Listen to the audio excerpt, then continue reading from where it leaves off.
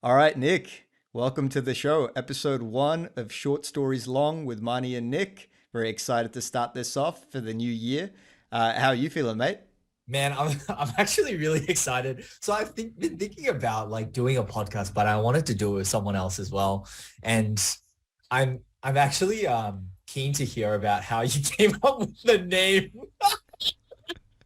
Of course, man, of course. So, short story long, it's something that I've been saying for a while because most of my mates who know me know this. I'm terrible at summarizing.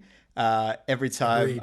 there's like a 2 minute event in my life, I turn it into a 20-minute story. So, I've started, prefacing my stories with short story long. It always gets a chuckle. And then, Yeah. when I met you, you're like, this guy's exactly the same.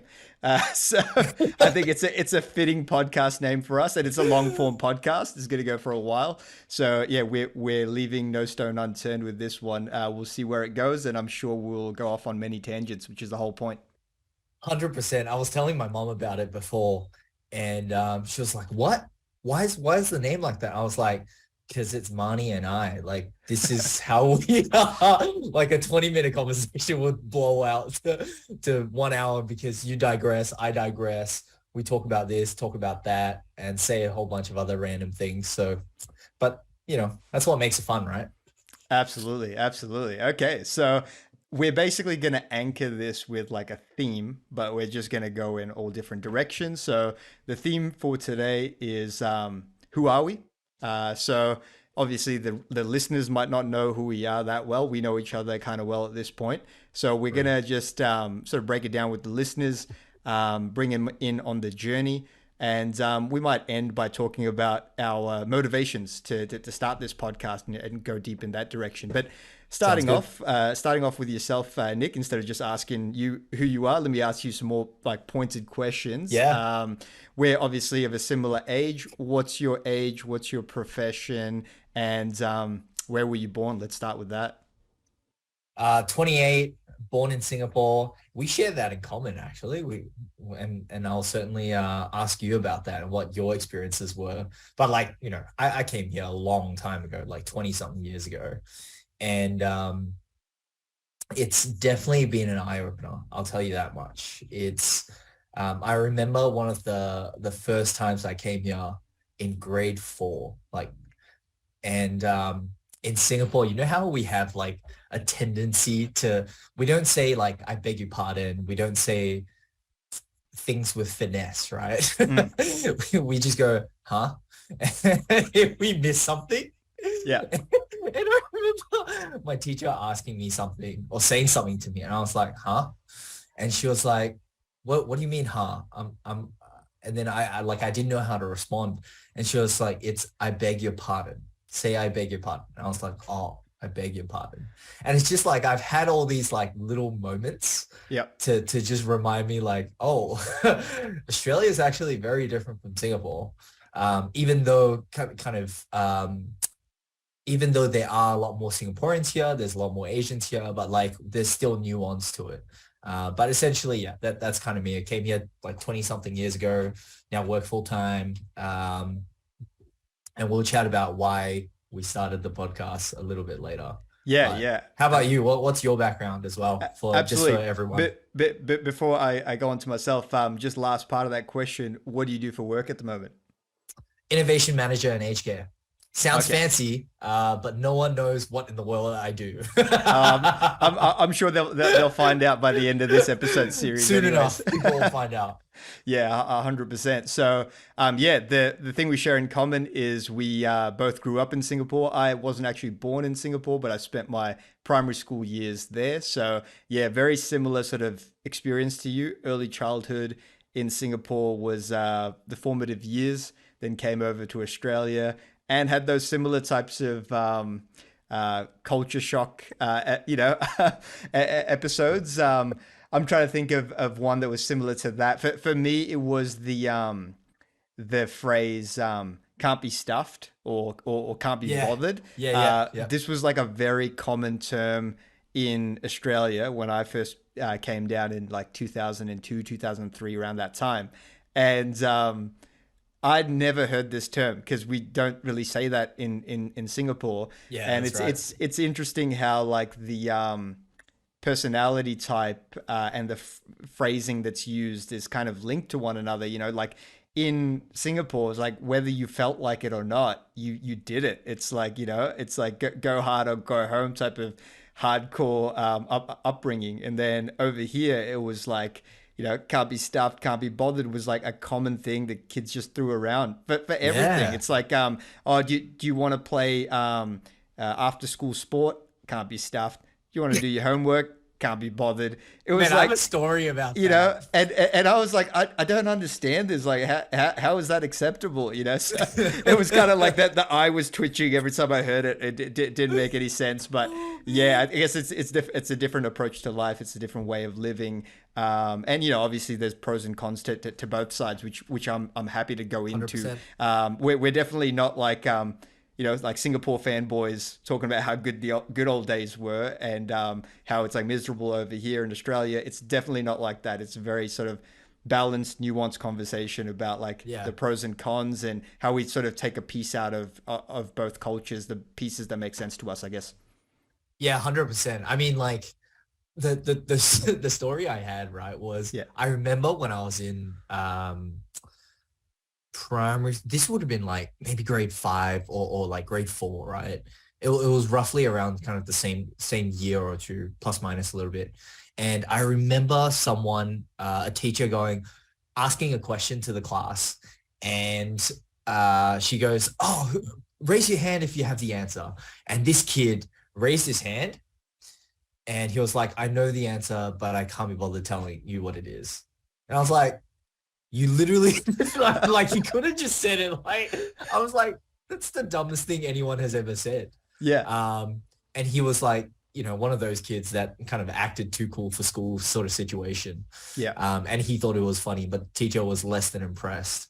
But I was like, who in the world says that? Man, if I did that in Singapore, I would got my ass kicked. Yeah. Literally. Yeah. Man, I Oh, got sent. There was one time in yeah. grade 2, I pretended to be Spider-Man with a friend. I was in remedial class. Like, this is so, like, for context, right? Kids who don't do well in school, Mm.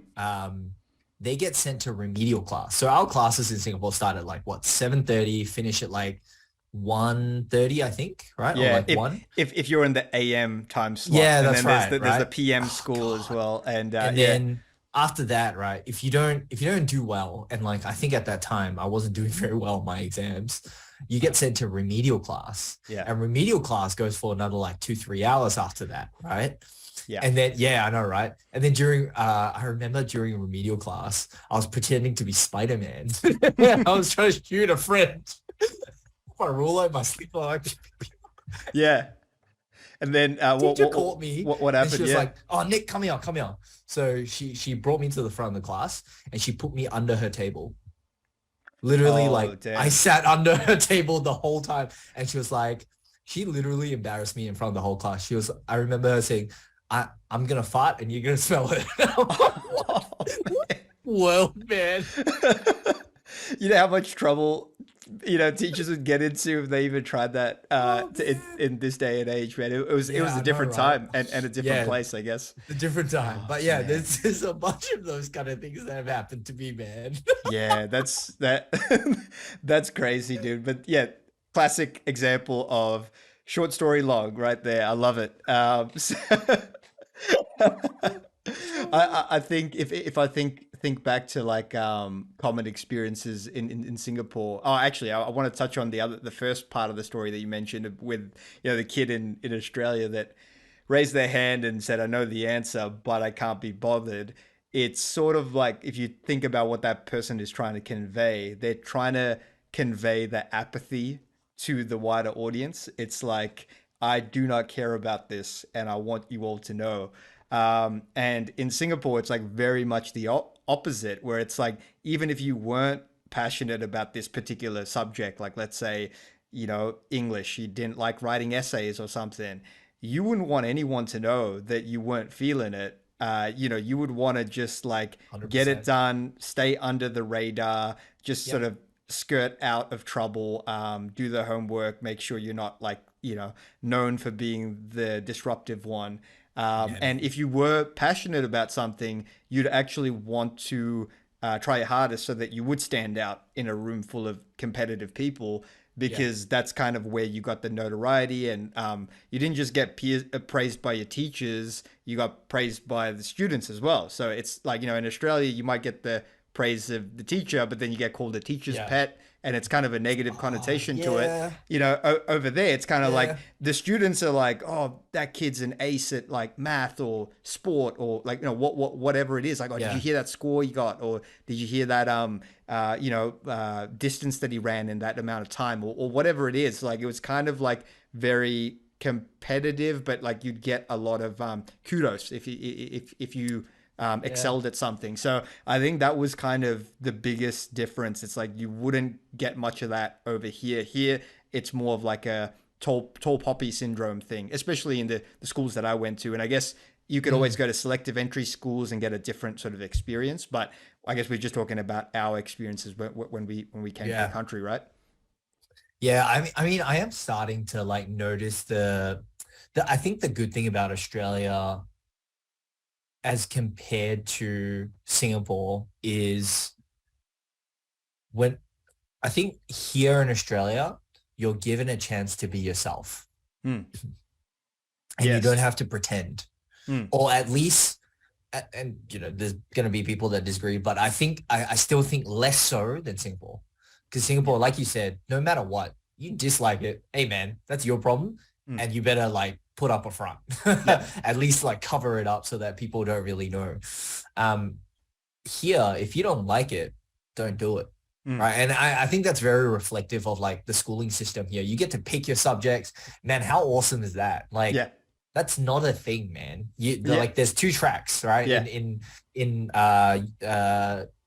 secondary, higher secondary school, Yeah. it's like you take the science track, Hmm. which is biochem, physics, etc., and like higher level maths, Yeah. or you take the arts track, which is all the like fine arts and all the other stuff. Hmm.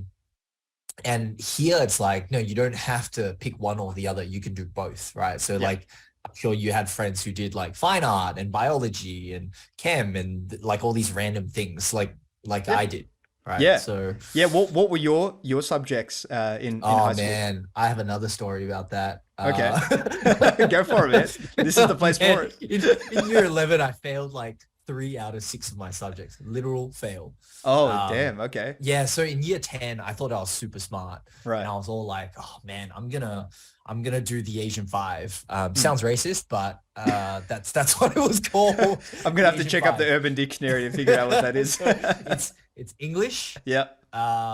methods, Yeah. spec, chem, physics, All right. Asian five. Yep. And I didn't do spec, I did accounting. But everything else I did. So it was English, maths, like methods, and then chem, physics, all that. Yep. And I did okay in term one. Yeah. I was like, kind of did all right.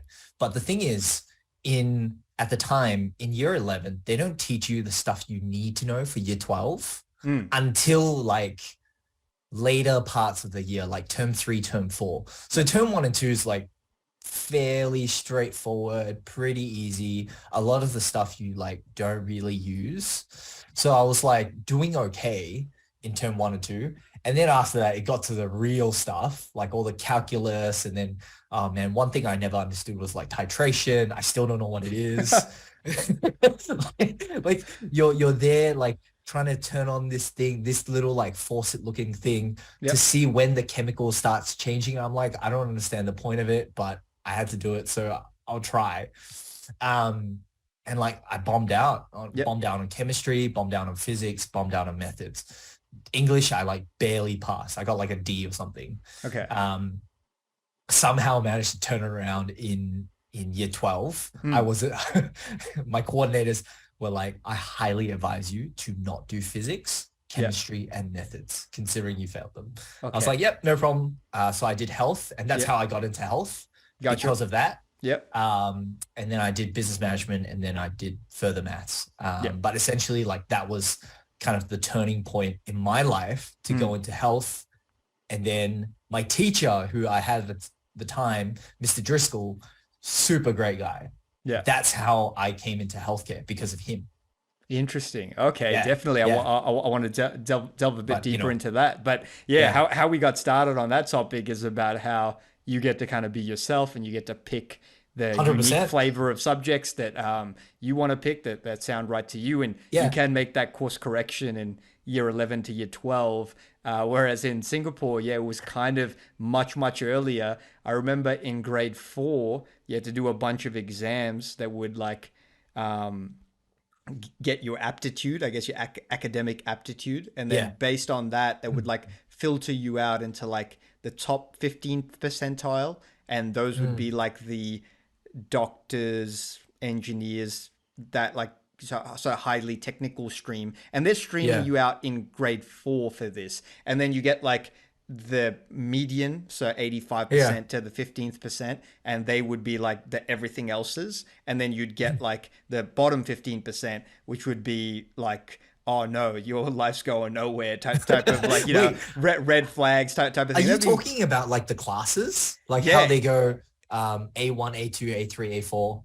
Yeah, they did that every year, and then they would kind of say, oh, but those are just numbers, they don't matter. But then in grade 4, they legit said like, if you're in the A1 class, you're in the top 15th percentile. If you're in, Oh, really? They A2 broke it to, down. yeah, if you're in 2 to 5, Jeez. you are basically in the middle, and then if you're in the 6th, well, you're kind of you're known as like basically the duds, like the academic duds. And they did that in grade Yeah. 4. Like imagine that grade 4, you're like, Man. I don't know, 9, 10 years old, something like that. Yeah. And then Jeez. they would test you again in grade 6. And so, Yep. grade 4 was like the warning signal. It's like, okay, this is where you stand in the academic pecking order. And then if you don't kind of get up to scratch, then your life is kind of decided for you in terms of what you end up doing in the future at that earlier age. So, and then yeah, they kind of pick your subjects for you at that point. I don't know if it's still like that. It's obviously been a long time since Yeah. we, Yeah. we Wait. were both there, but it was exams every 3 months from grade 1 Oh, itself, and man. then Don't you'd like remind me. you'd have those kinds of like fork in the road, Yeah, I career know, right? defining moments when you're just a kid. Wait, did you Yeah. do the grade 6 exam, the primary school leavers exam? Nah, I left when I was in grade 5, so I did that grade Oh, 4 you thing, lucky. Yeah. and yeah, I didn't do the grade 6 thing, but I remember in grade 4 I got into that top 15th percentile, but only for Yep. math, and so I could go sort of hang with the smart kids when maths class came. But then with all the other classes, I had to be in the regular cohort, and they were like, "Look, if you want to hang with us for English, Yeah. you're gonna have to get your essays up to scratch." You're like, "All right." So yeah, it's a different form of motivation, and obviously not everyone can be part of the 15th percentile. It's mathematically impossible. So there'll be a lot of competition to get in, but there would always be people who are like disappointed, or Yeah. feeling a little bit of envy for those kids. But the thing that I can relate to with just being yourself, I did the exact Asian 5 that you mentioned. When I was in high school, and I didn't do that sort of course correction because that actually fit my personality pretty well. But I had a sixth subject, which was music solo performance, which I don't think belongs to that group Yeah. of subjects. Yeah, So yeah, that's right. You I couldn't, was you able could to not do have that. done that in Singapore, man. No Nah, way. nah. No, no, no. I wouldn't have. So for people who don't know, I play drums. It's like a hobby of mine. I wouldn't have even picked up that instrument if I was in Singapore. Like not many drummers in a country that Yeah, like true. lives stacked on top of one another. It would have been a noise Yeah, they complaint. would. Yeah, they For, would not have been too appreciative of your first music. first 15 minutes of me trying out the drums would have ended in me being shut down by my neighbors. So yeah, I'm True. definitely glad I made Facts. the move. Yeah, basically shaped what I went on to do outside of work at least. So Yeah, yeah, definitely it's definitely a place here where you have more freedom to sort of explore your individuality, which is a great thing. So yeah, 100%. definitely a tick for Australia. I Yeah. wouldn't take anything away from them in that Yeah. regard. Wait, you need to introduce yourself now because we went Oh, on this like oh massive yeah, tangent that's right. and no one even knows No one who in the knows who world I you are. am. Okay, Just okay, some all right. random guy, just some random Yeah, guy. yeah, that's right. Okay, sorry to the listeners. So, so I guess a similar question for myself. I am 31 years old. I was born in Nepal, but then moved over to Thailand, then moved over to Singapore. So the history is at age 2, moved over to Thailand, and then at age 6, turning 7, moved into Singapore, and then age 11 came over to Melbourne, Australia, where I've been ever since. So yeah, very multicultural upbringing, a lot of diversity, a lot of different ethnicities with friends and people that I hung out with, people Yeah. I relate to. And so now I guess the superpower of that is I feel like I can relate to almost everyone, but can I relate 100% to Yeah. anyone? Very, very few people sort of meet that list. So you and I guess we share that unique bond of having lived in Singapore as children and then living in Australia as adults. So it is a rare sort of find when I meet people like that. But definitely, Yeah. like we almost don't need to explain things to each other. We kind of get the mindset coming out of that upbringing. Very true. Very true. I mean, I've met a couple of people that have um like migrated here and we certainly share that. Yep. But to have the unique bond of being able to talk about any random thing that both of us normally talk about, Yeah. work, dating, like money, anything else under the Yeah. sun, music, whatever, Yeah. is rare. It's very uncommon. Yeah, 100%, man. And I think um, one of the things I noticed with people that have come over here, but just a little bit later in life, so maybe did their high schooling in a place like Singapore, then came over here, there is differences. So when you move over, makes a big difference. One of the things about Singapore comes down to that whole identity piece of not being able to be like open with like what you're interested in, what you're not interested in, that sort of thing can make people a little bit timid. So I'd see like a lot of people like when I went to uni in Australia, Yeah. I'd meet some people that just came from Singapore over here, and I thought like, oh, these people are going to be like absolute beasts like academically because they've had that like Yep. rigor like all the way through, whereas we had that Yeah. rigor in primary school, and then things were kind of self-motivated, self-driven past that Correct. point. But Yeah. what I realized is like they would never ask any questions in the lectures. They would never Yeah. kind of speak up in the tutorials. They had this fear of like, what if I raise my hand and I ask a question that's perceived as stupid? Or what if I raise my hand and give an answer and it's the incorrect answer? So there was like that fear of judgment that had probably been instilled Yeah. in them for like their entire childhood. And the stakes were always so high that they were kind of like, I just want to pass and like skirt by. Whereas you need like a little bit of guts to like ask the question that everybody's thinking, but like nobody's asking. That's how I feel, anyways. And I felt like I mean, that like, wasn't really there, in those people that came did over you later. experience that as a like did you experience that growing up though? Yeah, Like in with it. how your parents cared for you and all of that? No, not like I didn't have that fear of being judged when I came over to Australia, and maybe that Yep. was because I just moved in so many different countries prior to being here that it was like trying to be normal was like almost impossible. So it's like, well, Yeah, whether I okay. try or not, I'm kind of gonna stand out anyways. So I might as well just embrace that side of things.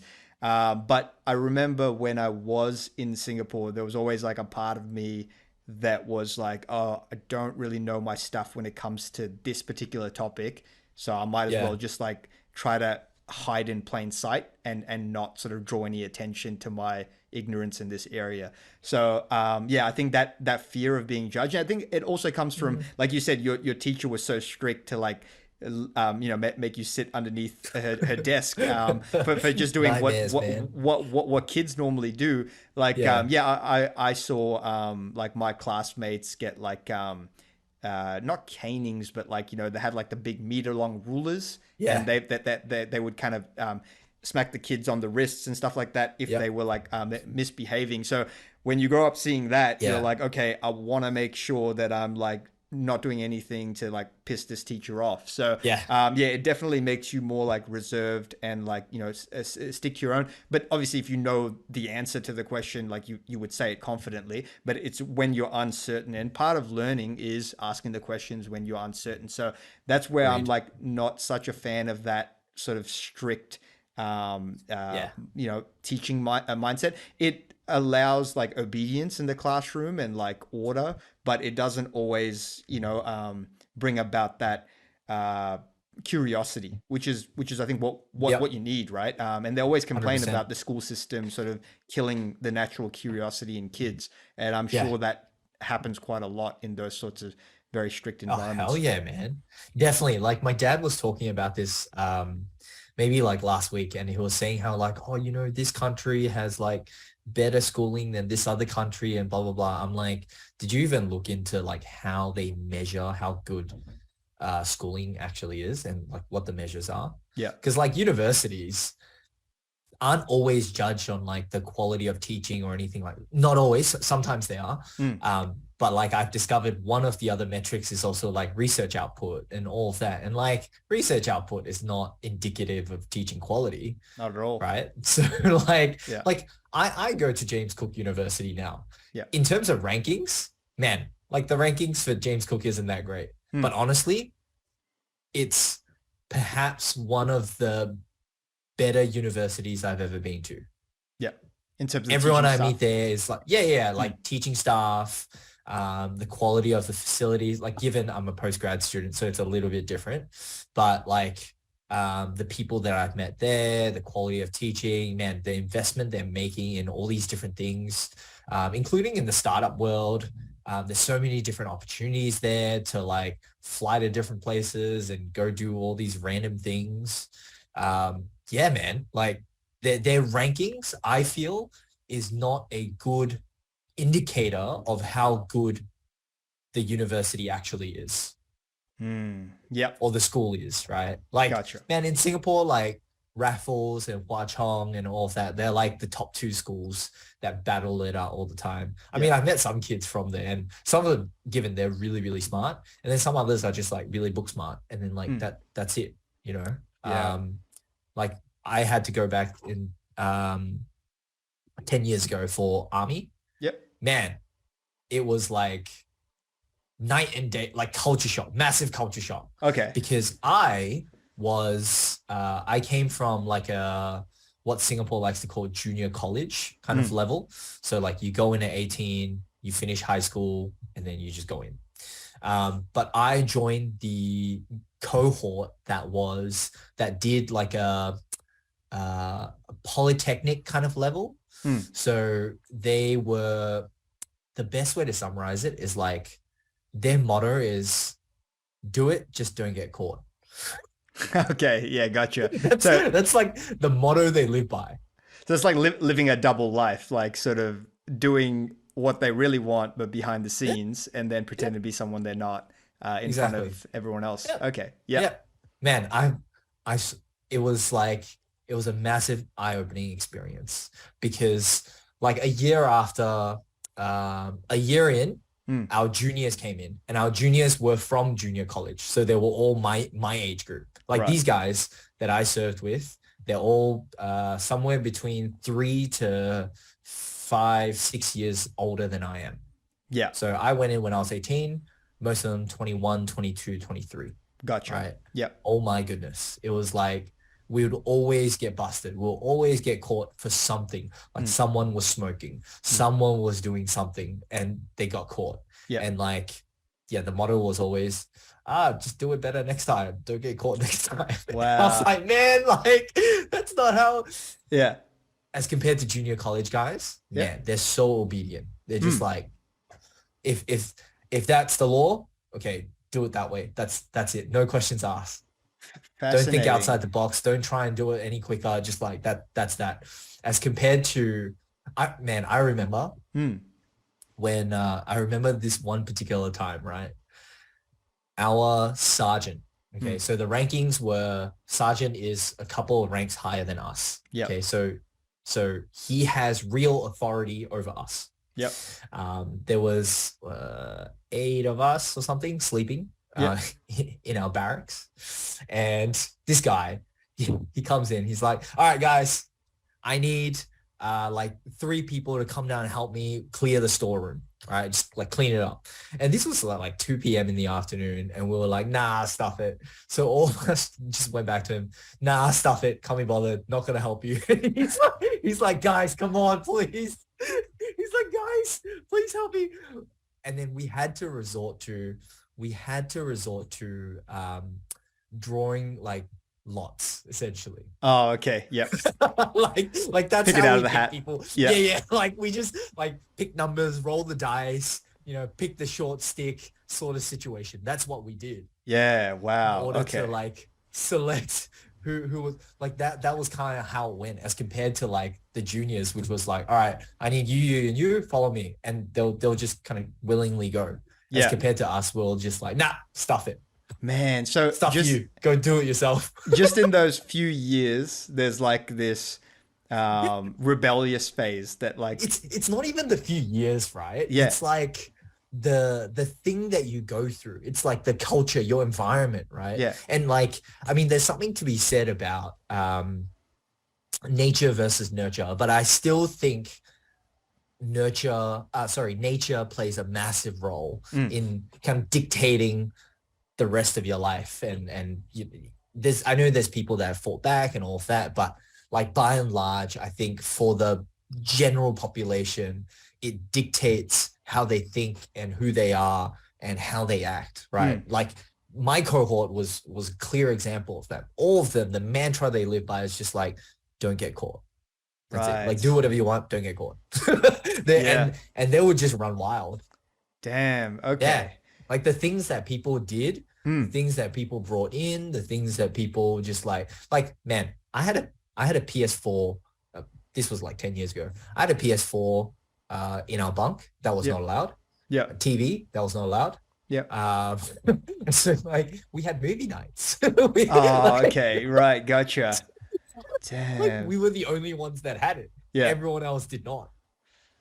Man. So, stuff like that. Yeah. Yeah. Absolutely. I want to kind of think about that and give you some of my thoughts on it because I've never heard that story before. That's really interesting. And I guess my impression of Singapore and Singaporeans is like mainly from that early childhood, primary school days. But your experience was that period, but then also going back there as a Yep. young As adult an adult. and Yep. then seeing what those people were like as they grew older. And like you say, the nature versus nurture thing is like a very valid thing to think about here. It's Yeah. like if you take someone that's got like just a naturally rebellious, test out the waters type of personality, and you put them in a very sterile sort of obedient like dictatorship type of environment for a number of years, as soon as you let them out, they kind of like run wild. They got this like repressed Yeah. energy that they maybe go a bit too extreme in the other direction. But in terms of like the things you said, not allowed to have a PlayStation, not allowed to have a TV. So like, kind of rebel against those Yeah. rules to get those things. You think about the average person in their early 20s, they have a TV, they probably have a PlayStation. Like, so it's like they wouldn't even be considered rebellious doing those things because there's no rule against it. So Yeah. it's part of it is also to do with how strict the army sort of lifestyle is Oh that yeah. just to be a quote unquote regular person, you need to rebel against all of these types of rules. But yeah, it's always a fascinating thing with human nature, right? Because Yeah. when you're trying to build a society like yes, the Singaporean society or Australian society, obviously no one person creates that. It's kind of like a conglomerate of people creating that like culture over Yeah. years. But when you think about how those cultures exist and what sort of culture you want to create maybe one day when you have your own family and things like that, you can kind of draw some lessons from that. So I guess the 100%. the Yeah. lessons I see there is like you can kind of bring someone up in a very strict sort of controlled environment, but that might just end up festering this dishonesty, right? So Yep. honesty, if Yeah. honesty is a virtue, I guess a lot of these people are just learning to be very dishonest just to live by what they want to do. Whereas if they just had some laxer rules, they could probably still go Yeah. about doing the things they wanted to do while still being honest with the people around them, and they wouldn't Yeah. have the just don't get caught type of mentality. Because like I can see that ending badly Yeah. you could just take that to a level of extreme where you're actually really harming yourself, not just like watching TV or playing video games, but actually doing some real harm and going, as long as I don't get caught. But it's like, it's not whether you get caught or not. It's about the fact that you are doing something that's going to cause maybe irreversible damage to yourself Yeah, or to, that's to, it. to, to people around you. So, yeah, it's just a different mentality. But yeah, so many thoughts around that, but I also realized I didn't fully answer the question about what I do for work. Yeah, dude, I was Glanced gonna over that, say. so I'm, Yeah, I'm so many digressions. terrible. Jeez. I'm terrible at this podcasting thing, but we'll get better. So I am a civil engineer by qualification, and I work in overhead wiring. So that is a subsector of the rail industry where we work on the electrical wires that sit above the trains and the trams. And you can sort of get into it whether you have a degree in civil engineering, electrical engineering, or mechanical engineering. And obviously, if you have a degree in one of those areas, you have some shortfalls in the other areas educationally. So you're going to have to learn the things that you need to learn in order to be a competent overhead wiring engineer. But that's what kind of makes the profession exciting. You go in there not knowing everything that you need to know, Yeah. and you have to learn through your experiences, through networking with your seniors, and just learning on the job. And so to tie it sort of back to what we were talking about the being afraid to be wrong, being in an environment Mm. where you feel like you're always being judged harshly. I think if I had that for all of my childhood instead of just that early portion, I probably wouldn't be the person I am today in my career. Because when I first joined the workforce, I had a lot of questions. I had a lot of shortcomings, knowledge gaps, because I got a civil engineering degree. I don't know much about the electrical side or much about the mechanical side. So just asking a lot of questions of my technical seniors that knew a lot more than me definitely got me to the point where I now can educate the next line of emerging professionals that are sort of coming in to the industry. So I would say Yeah. that aspect of my personality of just being very inquisitive and not being afraid Mm. to be seen as someone that doesn't know what they're talking about at any given point in time has really done me some good. So I would say number one benefit of coming to Australia was just having that mindset of okay, like the bar isn't sort of that high. We can make a few mistakes. We can fail and learn from those failings. Yeah. Yeah, 100%. Yeah, I think Australia, the really good thing is like the Australian motto of like a fair go. Hmm. That's a really, really good thing because there is, I think that the bar is set so low that like as long as you have a crack, that's all that matters. Hmm. And that's a really good attitude to have. As long as you just have a go, Yeah. because you never know what might happen. That's such a good thing. But yeah, Absolutely. And if it depends on what you're doing as well, right? Like yep.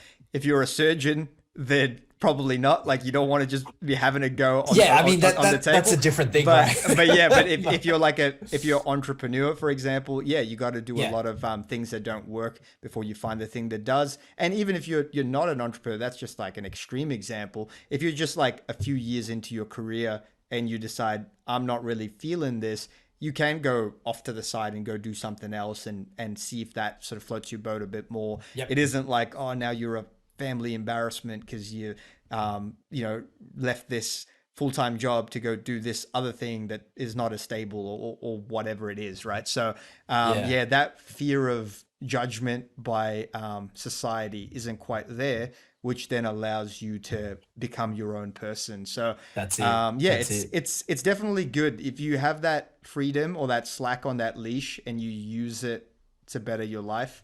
It's great, but then you could also use that slack to strangle yourself with it, which is a quite a visual Yeah, metaphor, but yeah, it is what it is. it's certainly a double-edged sword. I mean, yeah, there's a lot of things in this world. There's a double-edged sword, right? Yeah. Ambition's a double-edged sword. Too much and you're gonna kill yourself. Hmm. Not enough and you will die as well.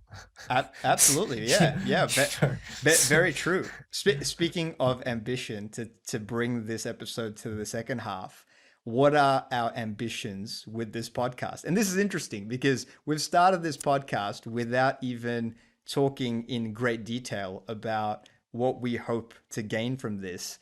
So I'll be Yeah, interested that's to hear true. your thoughts. Is it something that we're doing just as a trial and error thing? We'll see how it goes, see how we Yeah. feel, see what it leads to. Or is there some deeper motivations behind wanting to do this for you? Yeah, I mean, I was chatting to a friend the other day, right? Yeah. And I'm keen to hear about what you're gonna say as well, and see if our perspectives line up, because like we haven't spoken about this No. yet.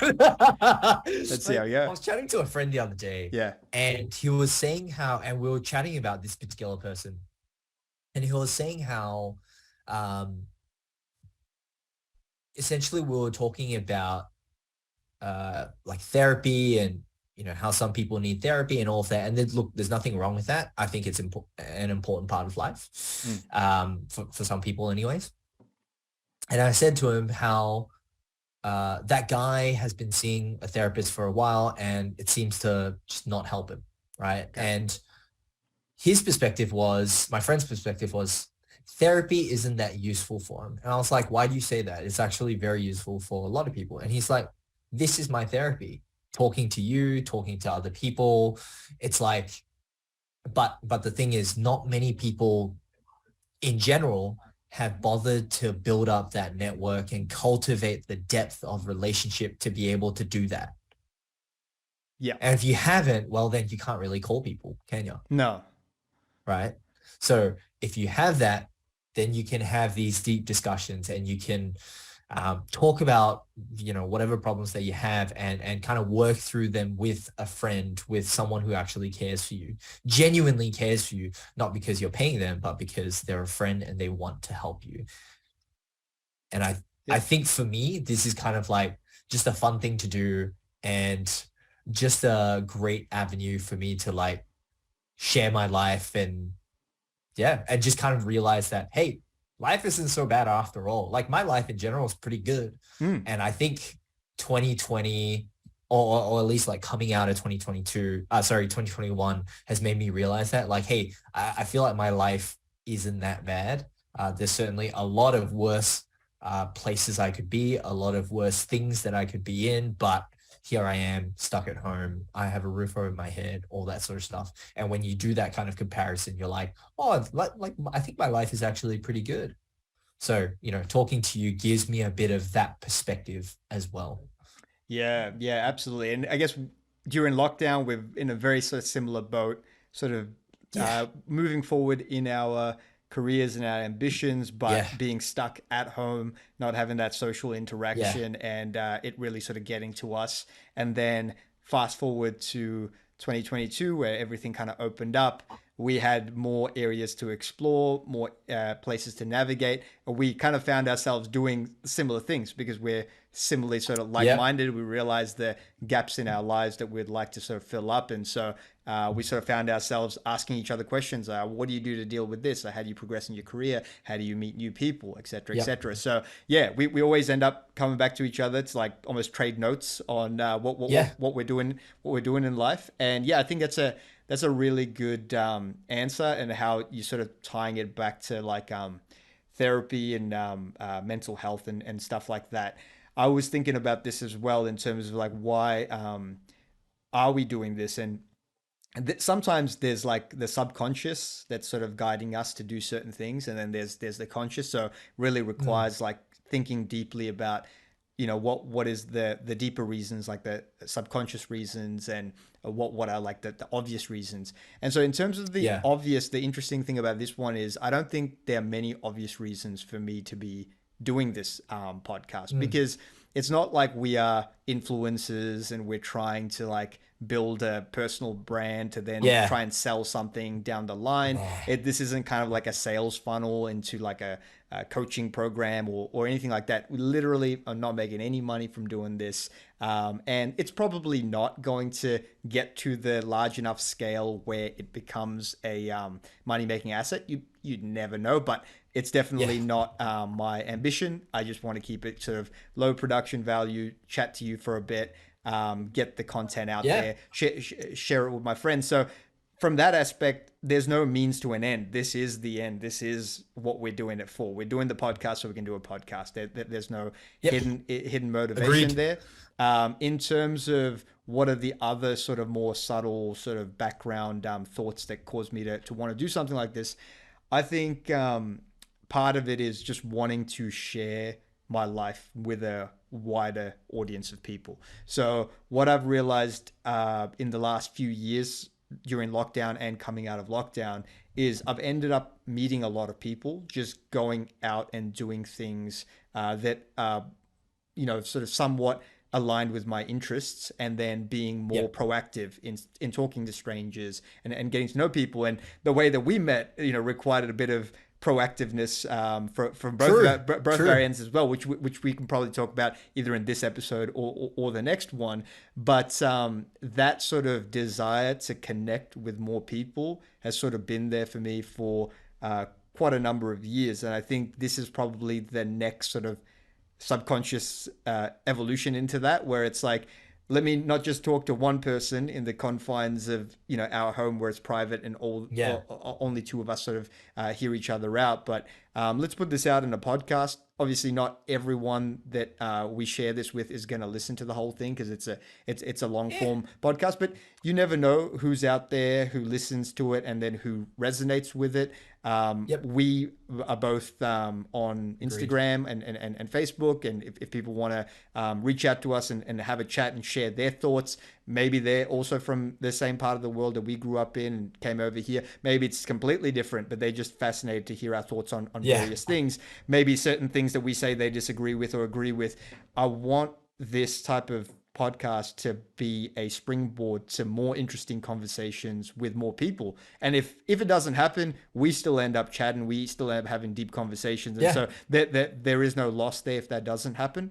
Agreed. But if it does, then it would be fascinating. And so definitely that's one thing. And the other thing is, I think with a lot of people of our generation, we have a lot of surface level interactions. Like Yeah. there's a lot of, I'll post something on Instagram and I'll get a like, and someone else will post something and I'll shoot them a like or whatever it is. True. That's not the same as like what we do when we connect like this. This is a different level of connections.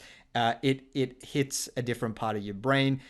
Those types Yeah. of vanity metrics, like number of likes or number of followers or whatever it is, you could have people that have a ton of those and are like, actually known as influencers, but feel very lonely and disconnected in their life because they don't have counterparts that sort of share their views and their values and are kind of like low key sort of supporting each other, pushing each other Yeah. to be the best versions of themselves. So I think that sort of comes through in a lot of the conversations that we have. Is like we have a lot of mutual respect for one another. We don't see eye to eye on absolutely everything, but there's like enough sort of common ground that we can see what Yeah. the other person is trying to do, and we can sort of learn from one another's mistakes as well. So I think if more people were to have conversations like this with people in their life, I think it would be nothing but positive for them. So hopefully this is something that people see and go, you know what, Marnie and Nick are having such a quality sort of 1 hour chat once a week or whatever it is.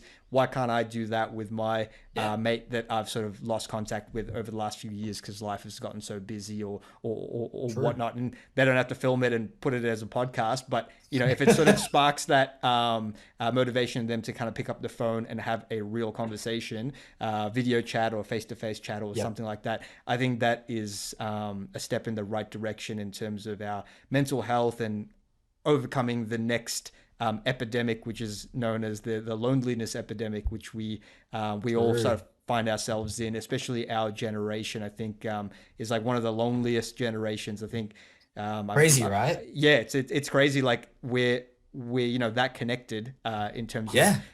social media, but we're also that disconnected from Yeah. one another. So I think it's sort of all of those reasons going like this kind of needs to be done.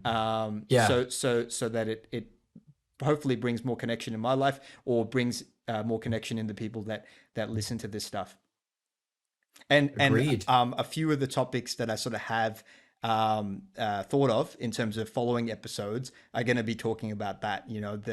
The disconnection that we feel from our peers, how that kind of manifests, and what the sort of studies are Yeah. at a high level as to what happens, and how we need to take this seriously, I guess. True. Yeah. True. Yeah. 100%. I definitely agree with that. Can certainly feel that. Hmm. Um, yeah. Even though we have so many different avenues for connecting, I mean, look, in all fairness, I think both of us are kind of at that age where some of our peers have started to get married, and, like this year alone, I have 4 weddings. Yeah. Yeah. In Gotcha. saying that, I have not been to a wedding in the past like 12, 15 years. So, Yeah. so I it's pretty think good to go I to think I go back had again, I had three last year that I went to. So yeah, it's all happening, right? Yeah. So right? yeah, you're Yeah. right. So like people are getting married, like they get busy, some of them have families now. So Yeah. I completely understand it from that perspective. But I think if we are single, whether we have a partner or not, regardless of how ambitious we are, I think it is still important to try and make time to connect. It doesn't have to be every week or even every month, but every so often. One of my good friends, I catch up with him. We're in January now. The last time I saw him was October, Yeah. or maybe even September. But I would always catch up with him once every like quarter. Yep. Yep. We That's don't do the same things anymore. yeah. I met him through jujitsu. Right. We don't compete anymore. We don't train together anymore. He was my training partner, and a very good one. Yep. Yeah, we used to train together like 7 days a week, train like 10 plus hours a week. It was insane. Damn. Okay. Yeah. You going hard. You going hard at that. Both of us, yeah, Yeah. we just went nuts for Yeah. a while. And both of us like the funny thing is what brought us together was a breakup. So Okay. he broke up with his girlfriend. I broke up with my girlfriend. Like I think he got dumped. I got dumped. I Okay. definitely got dumped. Right. And then at that time we were both in university courses. We were like, not really feeling it. So I left a year early. So I just took one degree instead of a double. He left 1 year early. He did comm law. Yeah. So he took a 4-year commerce degree instead of a 5-year comm law degree. And then like he started working, I started working. Both of us weren't really like feeling it with our jobs as well. And that's kind of what bonded us together. Just like mutual dissatisfaction with our lives. Yeah, man. I mean, any common thread is a valid Yeah. thread, and Like that's a really powerful one. Yeah, when you're down in the dumps, and you know another guy who is, or another female who is, get just together and connect. complain. Yeah, get to know each other, vent. That's part of what therapy is. Like, I had a conversation now with a we're mate. both doing pretty well. Yeah. And both of us talk about it now together. Right. And like, oh, you're doing this, I'm doing that. Oh, that's really good, and blah blah blah. But that's Yeah. what it was like for a couple of years. That's hilarious, man. And that's what gets you through the tough times, is like having someone that you can That's talk it. to. And that's almost the most important time to have a conversation, is when you are feeling Yeah. down in the dumps. Like, man, Yeah. I have so many stories of that, where like the best medicine that I needed at the time was just to have real conversation, real connection with someone when I was going through a tough time. But Yeah. strangely enough, it's not always the most intuitive thing. So sometimes we think like Agreed. this thing will Agreed. make us happy, when really all we need is just a chat, just a bit of a vent with someone. Like, I remember once I was on uni holidays, I think after first year uni, and I went from like always being on campus, surrounded by friends, just trying to get the assignments Yep. done, trying to study for the exam, all that type of stuff. Yep. And I thought I would be really happy once holidays came around. because it's like, oh, we've been working so hard, we need a good break. But after about like, Yeah. a week of relaxing, I realized like I was really unhappy. And what that was, I didn't like 19-year-old Marnie didn't realize it, but it's so obvious to me now. But what that was just loneliness. I went from having that many people that I was surrounded by, we shared a common goal, we worked together to get something done, Yep. to being like, oh, now Yep. I have no one and like no purpose. And I don't know if I had a like part-time job at the time. So it was just like a lot of time just by myself. And like I binged watched like a TV show or something. But then after that, it's like, oh, what do you do now? And Yeah. so I What was like next? constantly looking for that next thing. Like, oh, I'm into music, so let me go see if there's some local bands in my area that I'd like to go see, or whatever it is. And I was about to go to this show like on my own because I didn't have anyone else that was interested in the same style of music that I was interested in. Yeah. But like, let me go to this show on my own. I'm gonna listen to this music and I'm gonna enjoy it. And randomly, like out of nowhere, I got a phone call from my mate who was like, oh, I've just come back from holidays and I'm really keen to play some tennis. It was like the summer, Australian summer. And I was like, yeah, cool. I still got my racket and I hadn't played in like a couple of years at the time. And then we just went to the courts and we just played for like 2 hours or something like that. And I remember feeling like so much happier than I felt for like a couple of weeks at that point, just because I Yep. went outdoors, I spent some time, got some physical activity with a fellow human being, not in like a loud sort of music environment where you can't have a conversation with someone, but just in like a Yeah. quiet outdoor environment where we're just having a chat and having a hit. So that feeling of connection with like another human being, it's like one of the most underrated things, man. So Agreed. yeah, hopefully, if we can't sort of convince anyone of anything else, because this isn't really like an advice giving podcast, it's really just us sharing our stories. I think that's kind of the undertone Yeah. that I want to convey to people is like, yeah, reach out, connect with people, connect with us. If you don't have anyone else to connect with, then I'm sure Yeah. we can tell you our long We can winded chat. versions of 2 minute events. Yeah. And we can hear some of yours as well if you have any, man. But yeah, this has been awesome first podcast, Nick. It's been fun. Yeah, did I not know where it like. was going to go, but I'm glad it went in the few directions that it did. For those of you that don't know you, how can they follow you? Instagram, I'm at the Nick Heng, and then with my LinkedIn, I'm at Nick Heng. Innovation manager, aged care. We'll chat about what I do next time. No one still knows. Okay, That's all all right. right, awesome. Yeah, looking forwad to it, man. And to find me, it's Marnie Rasal 91 on Instagram. So that's MANIRISAL 91. And if you want to follow me on LinkedIn, I got a pretty unique name. You can probably find me just by searching for my name. It's Marnie space Rasal, and you'll find me there, senior overhead wiring engineer. So yeah, thanks Nick for Cool. the awesome first podcast. Let's see what And people that's a think. wrap. Yeah, and we'll speak again next week, I'm sure. Done. All right, catch you later, man. Take care. See ya.